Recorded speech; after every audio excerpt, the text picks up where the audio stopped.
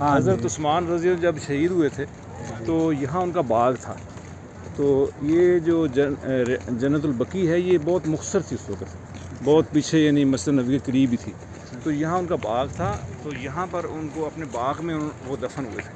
لیکن جب بعد میں ایکسٹینشن ہوئی اس جنت البقیع کی, تو یہ اس ایکسٹینشن میں حضرت عثمان رضی اللہ عنہ کی قبر بھی اسی کے اندر آ گئی.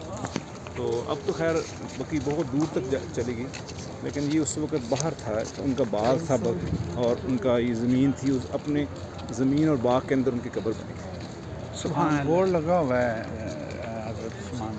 ہاں بورڈ لگا ہے, مشہور جگہ یہ. بولو اللہ سنو.